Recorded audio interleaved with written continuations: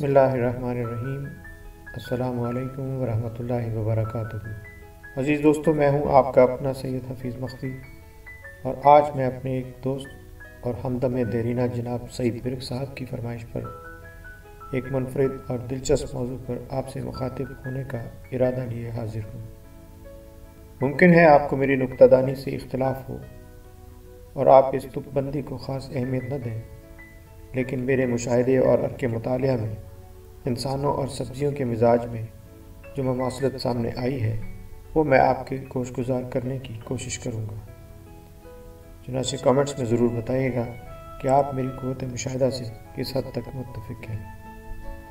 تو چلیے سبزیوں اور انسانوں کا تجزیہ کیے لیتے ہیں۔ عزیزان من، میرے نزدیک کچھ انسان پیاس کی مانند ہوتے ہیں جن کی پرت پر پرت اتارتے جاؤ، آنسو بہاتے جاؤ، لیکن آخر میں کائی زدہ اور بدبودار نکلتے ہیں۔ کچھ انسان بند گوبھی کی طرح بھی ہوتے ہیں کہ بنا کسی خوشبو یا احساس کے پرت پر پرت اتارتے جاؤ اور آخر میں یوں پاک اور انچھوئے لگیں گے جیسے ہمارے لیے ہی اتارے گئے ہوں۔ اور دوستو، کچھ انسان کریلے کی طرح ہوتے ہیں، انہیں برتنے کا طریقہ نہ آئے، چاہت کا کرینہ نہ آئے اور اپنانے کا سلیقہ نہ آئے تو ان کی کڑواہٹ کے سامنے ان کی خوشنمائی اور زیبائی ہوا ہو جاتی ہے۔ جو اس راز کو جان جاتے ہیں کہ یہ راز اتنا بھی پوشیدہ نہیں ہوتا، وہ نہ صرف اس کڑواہٹ کو دل و جان سے قبول کرتے ہیں بلکہ اپنے ذوق، اپنے ظرف اور اپنی ضرورت کے مطابق اس کڑواہٹ میں سے لذت اور ذائقے کا شہد کشید کر لیتے ہیں۔ اور دوستو، ہم میں سے ہر شخص ہری مرچ سے آشنا ہے اور کسی نہ کسی حد تک اس کی محبت میں گرفتار بھی ہے۔ ہری مرچ انسان کی ذات کی طرح اپنی خصلت کی عکاس بھی ہوتی ہے۔ ہری مرچ چال ڈھال سے لے کر نین نقش تک پل پل رنگ بدلتی جاتی ہے، کبھی اتنی بھرپور، اتنی خوش رنگ کہ دل بے اختیار کھینچا چلا جائے، اور قریب جا کر چھونے اور چکھنے میں اتنی بے ضرر، اتنی بے لذت کہ جیسے گیلی پھول جھڑی۔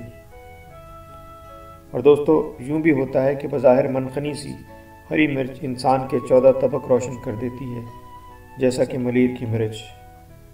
ہری مرچ لذت کام و دہن کا وہ جزو ذرّی ہے جس کے بغیر وصال میں ہجر کی تشنگی محسوس ہوتی ہے، اور اس کے سنگ جہاں زندگی کے دسترخوان پر رنگ بکھرتے ہیں تو وہیں اس کی قربت کا تیکھا پن اندر تک جلا کر عشق کا الاؤ مزید بھڑکا دیتا ہے۔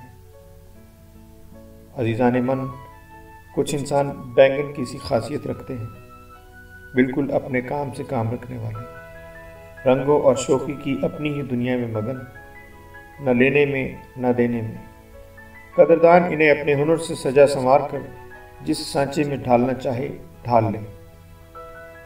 جیسے اگر ہمارا ساتھی انفرادیت کا خواہش مند ہو تو ہم مل کر چمتکار بھی دکھا سکتے ہیں، ورنہ گردِ سفر میں گم ہو جاتے ہیں۔